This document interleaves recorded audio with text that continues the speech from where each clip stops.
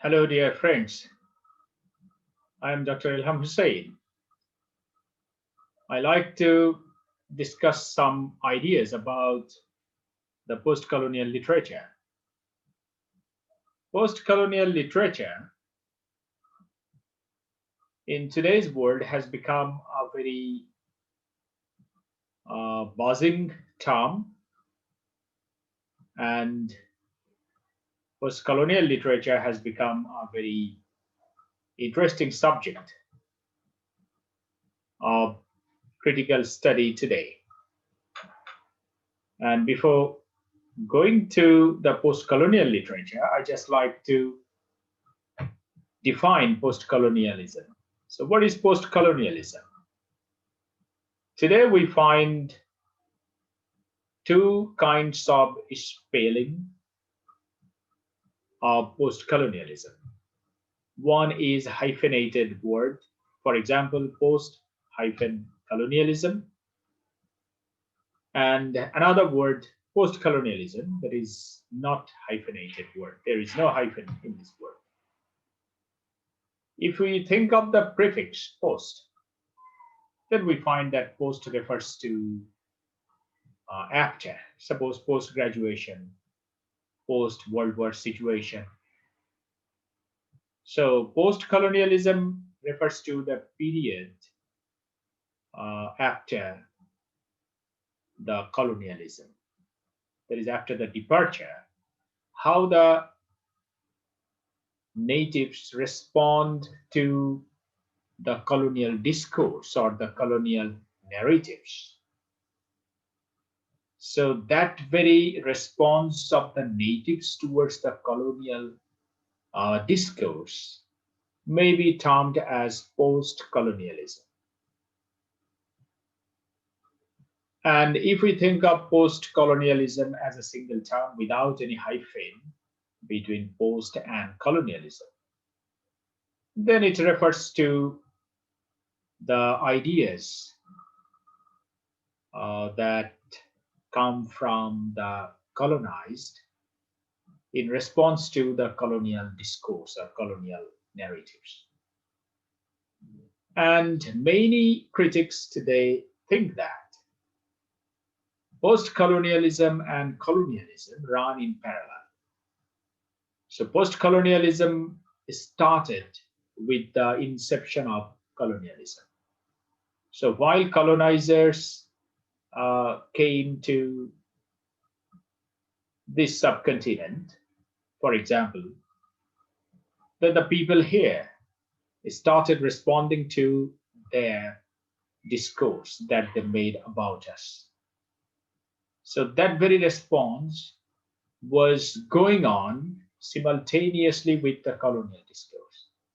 So post colonialism cannot be uh, particularly categorized in a particular period, especially the period that comes after the departure of the colonizers. If we think of this subcontinent, suppose in 1947, the British colonizers left this subcontinent.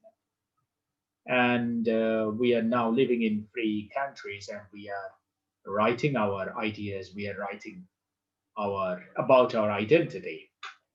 So all these writings may be branded as or categorized as post-colonial writing regarding the time frame. But the writings of Rabindranath Tagore, for example, Rabindranath Tagore was writing during the colonial period of this subcontinent. So we cannot call Rabindranath that he is a colonial writer. He was living in colonial period, but writing in response to the colonial discourse. He has criticized the policies of the British government at that time. He has protested against the Jallianwala Bagh massacre. Uh, so we cannot call him a colonial writer. He's a post-colonial writer because of his response to the colonizers or colonial discourse. So for that reason, it is said that post-colonialism and colonialism run in parallel, and we cannot categorize it in a particular period, that is the period after the departure of the colonizers. Uh, Colonial politics was to uh, subjugate the natives. So if we think of the term colonialism or colonization, then we have to go back to the history of the colonial nations. For example, the British, the Portuguese, the French. These three are especially known as colonizing nations. And these nations or these colonizing forces exercised their power, their hegemony in different parts of the world. And if we think of the Renaissance, especially in 14th century, 15th century, 16th century, then we find that the Portuguese Navy went to different parts of the world. The British Navy explored different islands of the Mediterranean Sea, and the French Navy went to different parts of the world, and they set up colonies there. Actually, colony means farm. So they set up their business farm there. And while they accumulated money through mercantile activities, in course of time, they started taking a hand into the political affairs of those countries. And in course of time, they uh, snatched away the sovereignty of those countries, and they colonized the people there. That is, they captured the pivot or the center of the power structure, and the natives were driven to the periphery of the society. It's a very common picture in a colony. That is, the outsiders captivate the center of the power structure, and the natives were pushed to the periphery of the society. That is colonial practice. Now, what do the natives do while this practice goes on? The natives respond to this colonial practice. Now, how do they respond? They may respond developing a counter discourse of the colonial discourse. So, that very counter discourse or the system of ideas in response to the colonial discourse that is produced by the colonized people may be termed as post-colonialism. So post-colonialism and colonialism run in parallel. For that reason, I have said that post-colonialism starts immediately after or simultaneously with colonialism.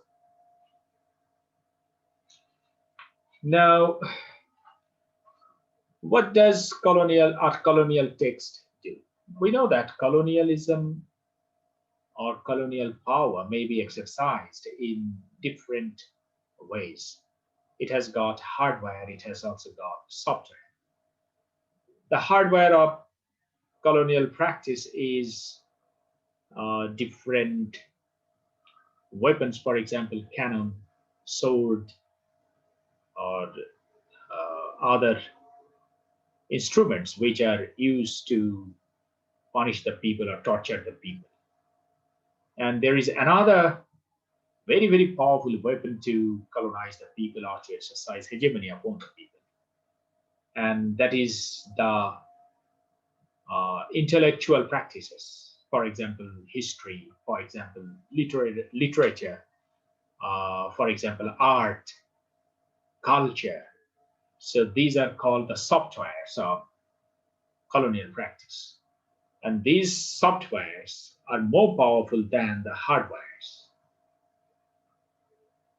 And if we keep it in mind and approach the colonial text, we will find the same role played by these colonial texts. For example, if you think of the text, The Tempest by Shakespeare, we find the dichotomy between the colonizer and the colonized.